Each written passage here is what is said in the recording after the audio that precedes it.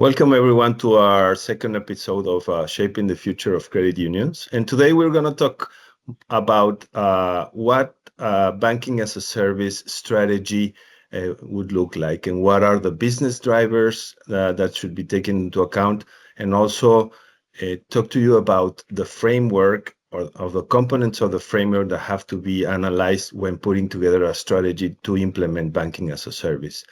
So by business drivers, of course, we mean what are we looking for? What are the benefits that we're going to be looking for when we are implementing banking as a service as the future of the credit union? So, Carrie, can you tell us what is the let's say first business driver that comes to your mind that is out there for credit unions to consider?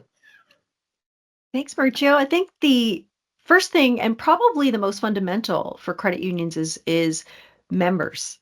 And that is member growth and member retention. So when we're designing the systems, we got to think about who are they for? And ultimately, it's to serve their members and in their communities for their needs in the best way possible. So often we can get caught up in features and benefits and all sorts of interesting bells and whistles when we think about systems change.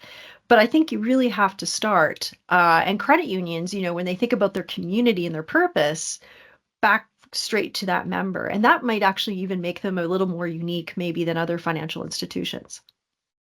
Yeah, and membership is important from the retention standpoint, and also trying to bring in new membership, younger generations, different segments that previously have not been approached by for any reason. That maybe it's a strategy reason, but there's an opportunity to approach new segments, and also this could lead to the second driver that comes to my mind, which is diversifying the sources of revenue, right? If you are able to have the necessary tools and all the products that could be very, very appealing for different segments of the population, you might be able to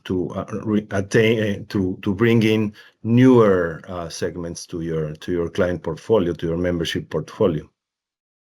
Absolutely. And I think when we think about some of the challenges for credit unions globally, reaching those underserved populations with the right products and services, also access, maybe it's in remote locations, maybe there's also just unique needs of a particular community. Those are things that credit unions can really go after as a market.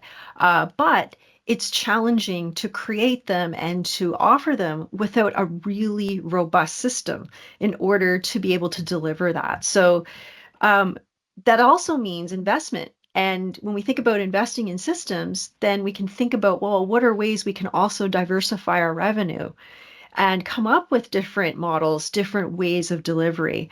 And that's a very innovative, exciting place for credit unions to be. Yeah, and there's one driver that is I think it's in everybody's mind. It's cost efficiency. So cost efficiency brings a lot of opportunities. If you are able to operate in a more efficient way, automating a lot of the functions and doing things in a much streamlined way, maybe the other business drivers will not come automatically, but you will be able to go out there and provide a better service, provide more products. Even, for example, when you mention revenue diversification, it's like bundling of products that maybe you are not able to do today because of the technology, but you will be able to bring third parties to offer different products as well. So integration with those fintechs, for example, that might be part of the business drivers that could be achieved. That's a really good one. And when you think about why cooperatives cooperate, it's generally around that principle of efficiency. And the Yeah. reason for that is with that gain, you can bring that back in and create those new services, add more value, or provide benefits back to the members. So cost efficiency is that key to all of the things that we've just talked about. But I think it is challenging that as technology continues to change, you can make decisions that can be efficient, but sometimes if the strategy isn't thought through, you actually might up, spending more money or more time and resources trying to achieve it. So definitely something that really, again, when you look at all the factors, that strategy overarching is really important. Yeah. And going now to the framework topic, there are a few components that have to be taken into consideration when we are talking about how to put together a strategy for banking as a service. So I think, to state the obvious, technology is one of the components. And again, I want to reinforce the message that technology is an enabler, and it's not the objective is to modernize technology per se. It's to provide a technology that can enable the business drivers that we were talking about before. So adapting your current technology to be able to integrate with the ecosystem, integrate internally, be able to, for example, have an API framework that will be able to connect you with the ecosystem in general.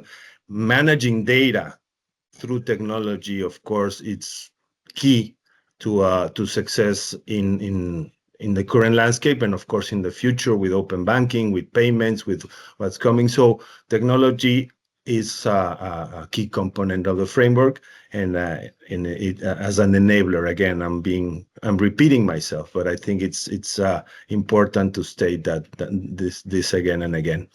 And there's other components that have that base their their operation or their operation based on technology as well, such as regulatory and compliance, right? What do you think about that?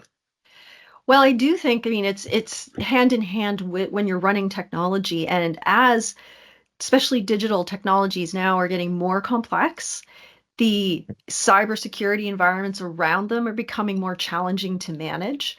We have all sorts of new regulations coming and changes in our market. Keeping up alone with all of that in and of itself can be very, very difficult. And hence, like I say, a big, there's a lot more of these regulatory technology companies that are available. But, without having a solid understanding of those components as you're building your technology, you could have some pretty serious gaps. And I think, not just on cost, but also on risk. So making sure that those are planned in a really comprehensive way is very important.